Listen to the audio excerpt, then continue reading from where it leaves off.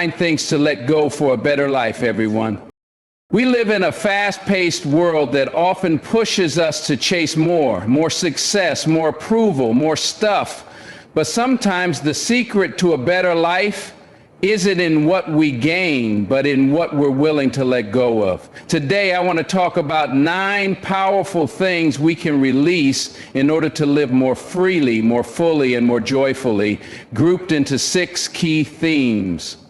Perfectionism is often disguised as a strength. It wears a mask of ambition, discipline, and high standards. At first glance, it seems like a noble trait, something that drives us to achieve, to excel, to be the best. But in reality, perfectionism can be one of the most damaging mindsets we carry. It doesn't push us to be better, it convinces us we're never good enough. And that belief can slowly erode our confidence, our creativity, and even our happiness. The pursuit of perfection creates a constant state of dissatisfaction. No matter how much we accomplish, perfectionism whispers, it could have been better. We find ourselves rewriting that email 10 times, redoing a project that was already solid, or obsessing over a small detail no one else will notice. It drains our time and energy, not because we're striving for excellence, but because we're terrified of failure or judgment. In the end, we're not creating or performing with joy. We're operating from fear. What perfectionism really comes down to is control. It's the attempt to control how others see us, to avoid mistakes, to shield ourselves from criticism or disappointment. But life doesn't work like that. Mistakes are inevitable. Criticism happens. Disappointment is part of the journey. And the more we try to control everything, the more anxious, rigid, and overwhelmed we become. Letting go of perfectionism doesn't mean giving up on doing things well. There's a big difference between striving for excellence and being a perfectionist. Excellence says, I'll do my best and grow from this. Perfectionism says, if it's not flawless, I'm a failure. The first builds resilience and confidence. The second breeds shame and paralysis. One of the most liberating things we can do is give ourselves permission to be imperfect. When we accept that mistakes are not only okay, but essential to growth, we unlock our true potential. We become more willing to take risks, to try new things, to learn openly. We stop hiding behind procrastination and fear, and we start living with more ease and authenticity. Perfectionism also affects our relationships. When we expect perfection from ourselves, we often project those same unrealistic expectations onto others. This can lead to frustration, disappointment, and disconnection. But when we embrace imperfection as a normal part of being human, we foster empathy, compassion, and deeper connection with ourselves and those around us. To begin letting go, start by noticing your inner critic. Pay attention to how often you tell yourself you're not doing enough or not good enough. Challenge those thoughts. Replace them with kinder, more realistic ones. Celebrate progress, not perfection. Allow yourself to rest without guilt. And remember, you are worthy, not because you're perfect, but because you're you. Perfection is an illusion, and chasing it will only keep you stuck. But when you let go of that impossible standard, you give yourself room to breathe, to grow, and to truly thrive. Letting go of toxic relationships is one of the hardest yet most transformative decisions a person can make. These relationships often don't start out toxic. They begin with connection, attraction, even love or friendship. But over time, they can turn into something that chips away at your self-esteem, peace of mind, and emotional well-being. Recognizing when a relationship becomes harmful is difficult, especially when history, loyalty, or fear of loneliness is involved. Still, holding on to something that hurts more than it heals does more damage in the long run. Toxic relationships come in many forms. It could be a friend who constantly puts you down under the disguise of jokes, a partner who manipulates and controls, or a family member who makes you feel guilty every time you assert a boundary. What they all have in common is that they drain your energy, cause emotional distress, and make you question your worth. These dynamics can be subtle or obvious, but the effect is the same. You start to feel small, anxious, and unbalanced. Often we stay in toxic relationships out of hope that things will change, that the person will realize what they're doing, that we can fix them.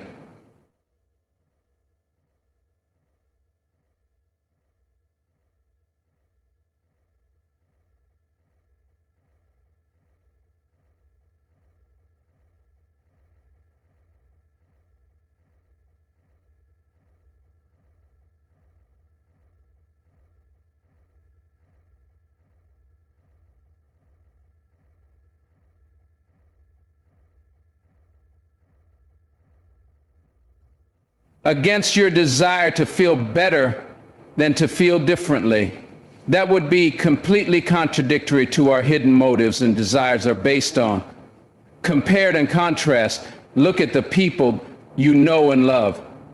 But peace should be your normal. Peace is your baseline, not something you have to beg for. Letting go doesn't mean you didn't care or didn't try. It means you finally decided to choose yourself. It means recognizing that your well-being matters more than keeping the peace or maintaining a false sense of connection. It means understanding that not everyone deserves a seat at your table, especially if they only bring pain, chaos, or negativity. Ending a toxic relationship can come with grief. You're not just letting go of a person. You're letting go of dreams, shared memories, and the version of them you hoped they'd become. That grief is real and valid. Give yourself permission to mourn, but also remind yourself that healing is on the other side. In that space where toxicity once lived, you create room for genuine love, respect, and peace to enter. It's important to note that letting go doesn't always mean a dramatic breakup or confrontation. Sometimes it's about setting firm boundaries. Other times it's about quietly stepping back and choosing not to engage. However it looks for you, the key is to put your emotional health first. Surround yourself with people who uplift, not undermine. Relationships should nourish you, not drain you. You deserve to feel safe and supported in your connections. Life is too short to spend it tangled in relationships that make you feel anything less than valued. Letting go of toxic people may be painful at first, but in doing so, you reclaim your power, your peace, and your sense of self, and that is worth everything. Letting go of the need for approval is one of the most liberating steps you can take in your personal growth. From a young age, we're taught to seek validation from parents, teachers, peers, even strangers. We learn to equate approval with worth. A good grade means we're smart. A compliment means we're attractive. Applause means we're successful. Over time, this creates a pattern. We start to measure our value by how others perceive us, rather than how we feel about ourselves. The need for approval can become a silent dictator in our lives. It shapes the way we speak, dress, work, and even who we choose to be. We hold back opinions, silence our true thoughts, or go along with things we don't agree with, all to avoid judgment or rejection. It becomes exhausting to live a life curated for the comfort of others while quietly neglecting your own needs and identity. In trying to please everyone, we often end up losing ourselves. What's most challenging is that the approval we seek is never consistent. People's opinions change. What satisfies one person might upset another. Chasing approval becomes a moving target, and no matter how hard we try, we never fully arrive. It's a race with no finish line, and the longer we run it, the more disconnected we become from our own truth. We start asking, what do they want me to be, instead of who do I want to be? Letting go of this need doesn't mean becoming careless or unkind. It doesn't mean ignoring constructive feedback or becoming disconnected from others. It simply means that your sense of worth is no longer dependent on external applause. It means you stop giving others the power to define your value. You learn to live in alignment with your values, not their expectations. The truth is, not everyone will like you. Not everyone will understand your choices, and that's okay. What matters is that you respect the life you're living, that you can look in the mirror and feel at peace with the person looking back. When you begin to live authentically, you may lose some approval, but you'll gain something much more important: self-respect, freedom, and genuine connection. The most meaningful relationships are not built on who you pretend to be, but on who you truly are. When you let go of the mask and show up as your real self, you attract people who love you, not for what you do for them, but for who you are at your core. That kind of connection is deeper, more fulfilling, and far more sustainable than the fleeting buzz of external praise. Releasing the need for approval doesn't happen overnight. It's a process of unlearning and relearning, of checking in with yourself and asking, is this decision true to me? The more you practice, the stronger your sense of self becomes. And with that strength comes clarity, peace, and the freedom to live life on your own terms. Letting go of regret and guilt is one of the most difficult yet healing journeys we can take. These emotions, while natural and often rooted in real experiences, can become heavy weights that we carry long after the moment has passed. We replay our mistakes, relive our poor decisions, and revisit the words we wish we had or hadn't said. Regret looks to the past and whispers, if only, while guilt says, I should have known better. Both keep us anchored to things we cannot change, stealing peace from our present and hope from our future. Regret and guilt often begin with good intentions. They come from a place of reflection, from caring deeply, and from wanting to do the right thing. But when they linger too long, they stop being constructive. They morph into self-punishment, into a cycle of inner criticism that tells us we are flawed, unworthy, or broken. Instead of using the past to grow, we use it to punish ourselves over and over again. The truth is, everyone makes mistakes. Everyone has moments they wish they could erase or do differently.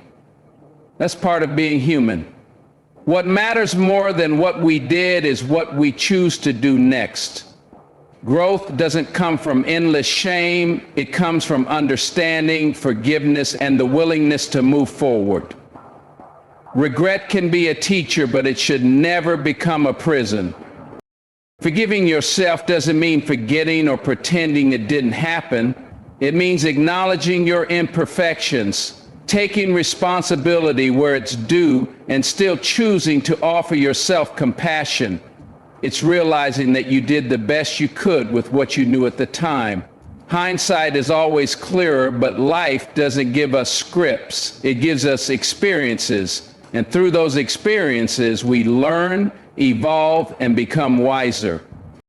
Letting go of guilt also means separating what you did from who you are. A bad choice does not make you a bad person.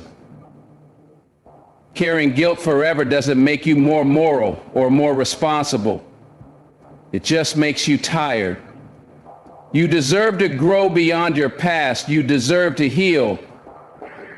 And you are allowed to be a full, complex person who has made mistakes and still has a good heart. And sometimes the hardest part of letting go is believing we're worthy of peace. We become so attached to guilt that we confuse it with accountability. But real accountability is about change, not constant suffering. It's about making amends where possible, learning the lesson and choosing to be better, not because we're ashamed of who we were, but because we believe in who we can become. Letting go of regret and guilt is not about erasing your past. It's about releasing its power to control your present. It's giving yourself the grace to be human and the permission to keep going. When you release these burdens, you open the door to self-acceptance, inner peace, and a future no longer chained to yesterday. Letting go of clutter, both physical and mental, is a powerful way to create space for peace, clarity, and intention in your life. We often don't realize how much the things around us and within us weigh us down.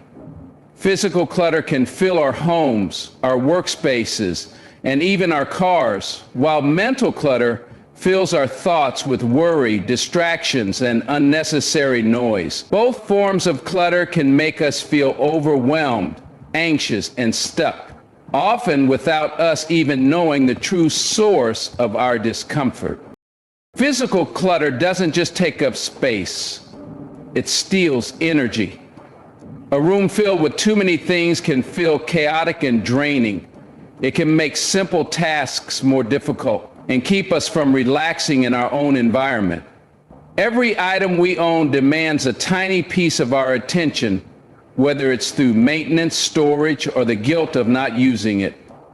When our spaces are cluttered, our minds tend to mirror that state. It's hard to focus, to breathe, or to feel in control when we're constantly surrounded by visual noise. Clearing physical clutter is more than tidying up. It's a decision to be intentional with what we allow into our lives. It's asking, does this item serve me? Does it bring joy or purpose? If the answer is no, it may be time to let it go. By releasing what no longer serves us, we make room for what truly matters: more peace, more clarity, and more freedom. A simplified space can lead to a more centered and calm state of mind where creativity and productivity can thrive. Mental clutter can be just as suffocating, even if we can't see it. It shows up as racing thoughts, constant distractions, overthinking, and holding on to outdated beliefs or unresolved emotions. We carry worries about the future, regrets from the past, and to-do lists that never end. This inner noise keeps us from being fully present, from enjoying the moment, and from connecting with ourselves and others in meaningful ways. Letting go of mental clutter requires awareness and practice. It might mean setting boundaries around your time and energy, limiting negative input from media or toxic conversations, or taking time each day to quiet your mind through stillness or mindfulness. Journaling can help sort out thoughts, while meditation can teach you to observe them without attachment. Even something as simple as deep breathing can create a pause in the mental chatter. Ultimately, decluttering both inside and out is about making space. Space to think, to feel, to create, and to just be. It's about living more intentionally, focusing on what truly adds value to your life, and learning to release the rest. When you let go of what you no longer need, you don't lose anything. You gain clarity, calm, and a renewed sense of purpose. Your environment begins to reflect your inner peace, and your mind becomes a place of strength rather than stress. Letting go of clutter is not about having less, it's about making room for more of what truly matters. Letting go of the fear of change is one of the most courageous acts a person can take, yet it's one of the most difficult. Change is uncomfortable. It threatens the familiar, challenges our routines, and pushes us into unknown territory. Even when our current situation is far from ideal, the idea of change can feel overwhelming. There's safety in the known, even if it's limiting or unfulfilling. That's why so many people stay in jobs they dislike, relationships that no longer grow, or habits that no longer serve them, because the fear of what might happen is louder than the hope for something better. Fear of change is rooted in uncertainty. It asks, what if I fail? What if things get worse? What if I regret my decision? These are valid questions, but they're not the whole story. What we often forget to ask is, what if I succeed? What if things get better? What if this change leads me to something I never imagined possible? Change always comes with risk, but it also comes with possibility that we never experience if we keep standing still. Change is also uncomfortable because it often requires letting go of who we used to be. We may need to shift our identity, our habits, or our relationships. That process can feel like a loss, but it's actually a step toward growth. Just like a snake sheds its skin or a tree drops its leaves, we too must release the old to make space for the new. The discomfort is temporary. The growth that follows can be life-changing. The fear of change isn't something we eliminate entirely. It's something we learn to move through. It doesn't mean you're weak or incapable if you feel afraid. It means you're human. But courage is not the absence of fear. It's the decision to act anyway. When you start viewing change as an invitation instead of a threat, your whole perspective shifts. You begin to see challenges as lessons, transitions as opportunities, and endings as beginnings in disguise. One way to ease the fear of change is to trust in your own resilience. Look back at your life. Chances are you've already faced many changes and survived every single one. You've adapted, learned, and grown even when it was hard. That same strength still lives in you. The more you trust your ability to handle what's next, the less power fear will have over your choices.